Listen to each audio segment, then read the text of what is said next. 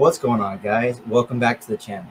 Today we'll be looking at the M1161 ITV-LSV, also known as the Growler.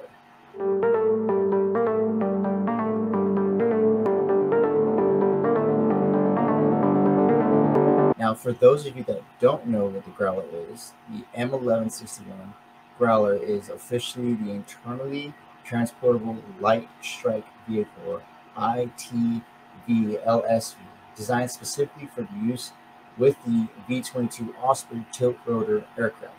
The M1161 or the M1163 are the only tactical certified to fly in the V-22, fulfilling multiple roles of a light utility, light strike, and fast attack vehicle. The M1161 Growler is smaller than most international vehicles in the same role.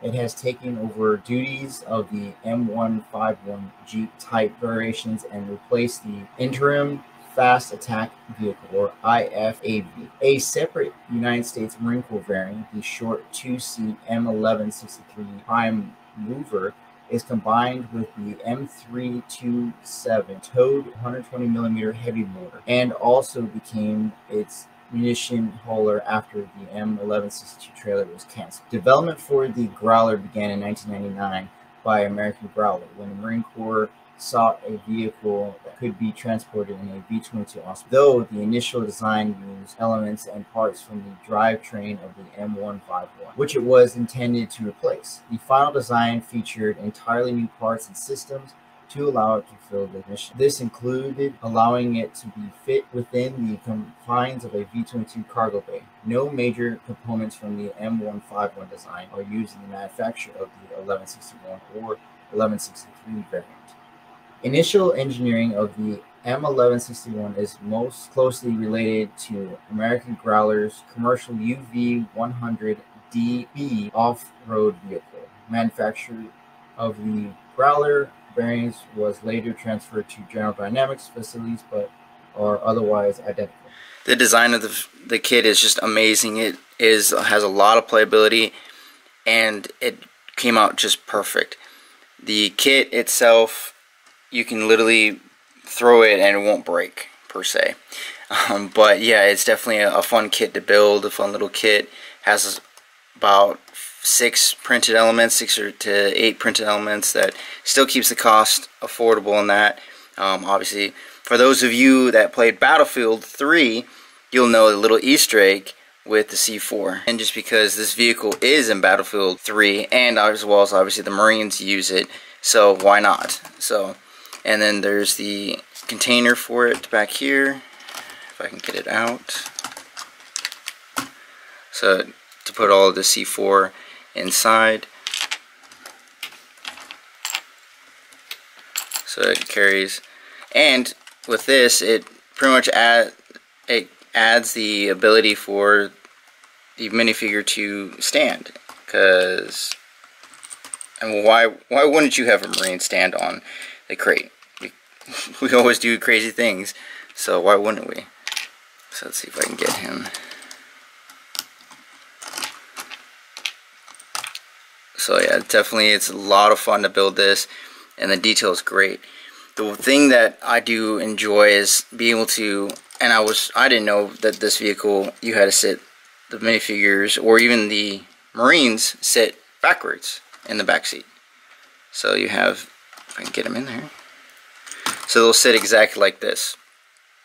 And I did not know that at all, but yeah, the seats are back to back, which is pretty cool. I mean, you get full 360 coverage with your weapon on top, and then everybody else will be sitting wherever they need to have full 360. Obviously the driver won't have the weapon up, but he's focused on driving. The most difficult part was figuring out the front rope. Granted, here it's kind of a little messed up, but it's staying. Trying to figure that out. I know Andreas, I put a clip on his Instagram about how to install it. I just did it this way. I wrapped it, initially I held it here, wrapped it, put the clip in, wrapped it 3 more times, held it, put another clip, wrapped it over, and then wrapped it around, and then placed it in. This is one of the last ones I did, so definitely it's a lot of fun. As well as this can be able to, the whole cage can be put down and you can put it in the back of the V22. So this vehicle can fit in the V22. I just don't have footage of it, but in time I'm going to try to do a small reel or something like that to show it. It's very strong, definitely it has a lot of playability in that, and definitely you can do a lot with it. Obviously you can see, I have a few back there, as well as the LT-ATV, but yeah, definitely a fun build. Well, if you did like this video, let me know.